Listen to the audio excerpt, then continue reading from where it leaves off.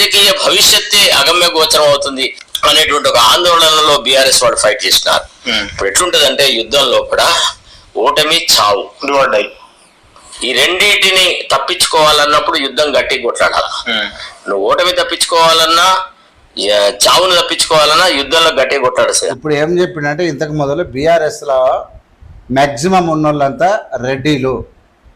Sudheer Reddy LB Nagar, Sudheer Reddy LB Nagar, Sabitha Indra Reddy Maheshwaram, Mallareddy ఇంకొక తాన, ఇంకో రెడ్డి ఇంకో తాన. అంటే డబ్బులు ఉన్నోళ్ళంతా అక్కడక్కడ రెడ్లను కూడా పెట్టి హైదరాబాద్ లోపల వాళ్ళ రాజకీయం చేశారు. ఇలా జగదీశ్వర్ రెడ్డి ఇంకో తాన, ఇంకో రెడ్డి ఇంకో తాన, రెడ్లను పెట్టి వీళ్ళు రాజకీయం చేసిరు అన్నది ఇదొకటి వాస్తవం. నేనేమంటానంటే సబితా ఇంద్రారెడ్డి నేనేమంటానంటే ఎవరైనా ప్రజలకు మంచిగా ఉండి హైదరాబాదును నిలువ దోపిడీ చేసిన వాళ్ళే వీళ్ళంతా, హైదరాబాదును నిలువ దోపిడీ చేసిన వాళ్ళే వీళ్ళంతా అంటున్నా. పెద్ద ఎత్తున హైదరాబాదుకు నిలువ దోపిడీ జరిగింది. నిలువ దోపిడీ అంటే ఏంది? భూములు కథమైపోయినాయి, ప్లాట్లు కథమైపోయినాయి, బినామీల పేర్లకు చేరిపోయినాయి. ఎక్కడనో పేదవాడికి ఎక్కడ దక్కనేయకుండా 1000 ఎకరాలు దోపిడీ చేసినటువంటి ఈ హైదరాబాదు ఎమ్మెల్యేలు హైదరాబాదులో ఉన్నటువంటి చుట్టుముట్టు నెత్తికో కొనకు తలిగిరు. తూర్పు పక్క ఒకడు ఎల్బీ నగర్ ఉంటే ఇక్కడ మొత్తం తూర్పు పక్క మొత్తం కథమైపోయింది. ఇక్కడ దక్షిణ హైదరాబాద్కు దక్షిణాన సబితమైన కథం చేసింది. ఎక్కడికి వెళ్ళి పాడిసేరికి వెళ్ళి మొదలు పెడితే రింగ్ రోడ్ మహేశ్వరం గీశ్వరం మొత్తం చుట్టుముట్టు రింగ్ రోడ్ పట్టి ఎక్కడ కథం చేసింది.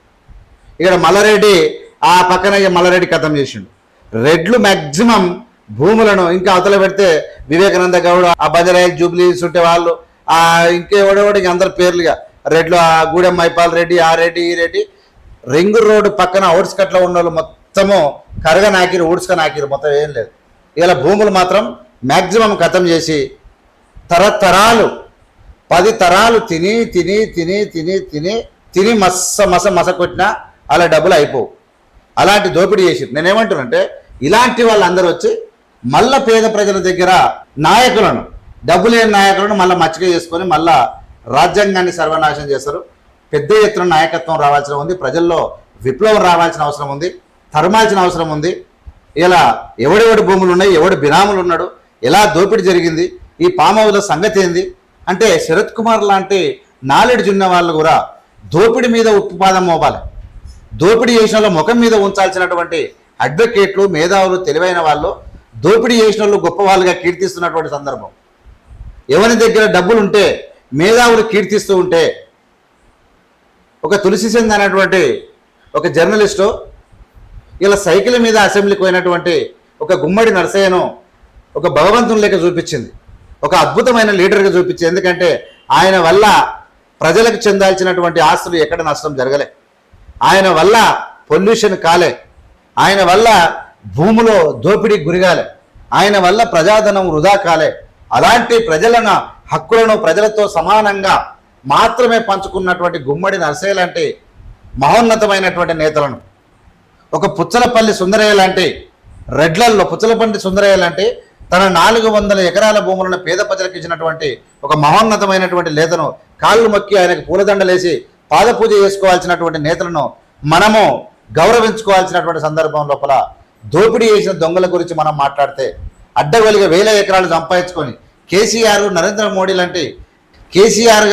నరేంద్ర మోడీ గారు లాంటి వ్యక్తులు కూడా దారి దోపిడీకి ఎగబడితే, ధనదాహానికి ఎగబడితే, కోటీశ్వరుల పంచన చేరి వీళ్ళు సమాజాన్ని కలుషితం చేస్తే వాళ్ళను ప్రజల చేత చీపురు గట్టల చేత దండించేలా మనం ప్రజలను ట్రైనింగ్ చేయాల్సినటువంటి మేధావులు, అడ్వకేట్లు, సభ్య సమాజం దోసుకున్నోని పంచన చేరి వాని ఇంటికాడ కుర్చీలు కూర్చొని దండం పెట్టి పొలు దండాలు పెట్టి వాడింత దోసుకొని మీకు బుచ్చం వేస్తే ఇదిరా మన బతుకు, ఇదిరా మన గొప్పతనం అనేటువంటి పొజిషన్కి మనం వస్తున్నామంటే ఇంకా ఏం రాజకీయం ఉంటుంది? ఇది రాజుల రాజ్యం కన్నా అధ్వానమైన ఉంది. అందుకని అంబేద్కర్ గారు చెప్పారు భూములు జాతీయం చేయాలని చెప్పిండు. భూములు జాతీయం చేసి అంటే ఉంటే ప్రభుత్వం దగ్గర భూములు ఉంటే పని చేసుకుని తొలగిస్తాడు. లుచ్చలు దొంగల దగ్గర దోసుకున్నంత దోసుకొని ఎవరి పేరు మీద వాటి మీద పెట్టుకొని నాశనం చేసినటువంటి పరిస్థితికి వచ్చింది. ఇలా ఇది ఈ ఘోరమైనటువంటి పరిస్థితిని ఎలా చూస్తారనేది మీరే చెప్పాలి. ఇప్పుడు చెప్పిండు ఇప్పటిదాకా సుధీర్ రెడ్డి, ఒక సబితా ఇంద్రారెడ్డి, ఆ రెడ్డి, ఈ రెడ్డి గూడెం మైపాల్ రెడ్డి, ఒక మల్లారెడ్డి, ఇంకో రెడ్డి, ఒక తల్లసాని శ్రీనివాస్, వీళ్ళందరూ ఉన్నారు బీఆర్ఎస్లా. వీళ్ళందరూ ఏం చేసారు? చుట్టుముట్టు ఉన్నోళ్ళు భూములు కథం చేసి పడేసి, ఇక వాళ్ళ చేతులు ఉన్నాయి కథం. పోలీసులు ఇప్పుడు ఏం తాలూకాలు ఏముంటుందా? ఎవరుంటారుగా? కలెక్టర్ని మేనేజ్ చేస్తారు. ఓ ఇంతకుముందు అమయ్ కుమార్ అనే దోపిడి దొంగ ఉండే, ఆ దొంగ ఈ దొంగలంతా కలిసిరు. కలెక్టర్ ఒకటైరు, పోలీసుని మేనేజ్ చేస్తారు. పోలీసు కలెక్టర్ ఒకటైనాక మామూలు ప్రజలు ఏం చేస్తారు? గుద్దిందే గుద్దుడు, గుప్ప గుప్ప గుద్ది ఎవరి పేరు మీద మళ్ళీ ఏం లేదు. ఇట్లా వస్తారు, ఓ చీర కప్పుకొని, ఓ నెత్తిలో బట్టేసుకొని, ఏం లేదా మేము అడక తింటున్నాం అని ఇట్లా వస్తారు రోడ్డు మీద. కానీ దోపిడీ అట్లా చేసి అలాంటి వ్యక్తుల గురించి కూడా మనం మాట్లాడుతున్నాం అంటే ఇక అంతకన్నా ఘోరం ఇంకోటి లేదు. చాలా సిగ్గు అనిపిస్తా ఉంది.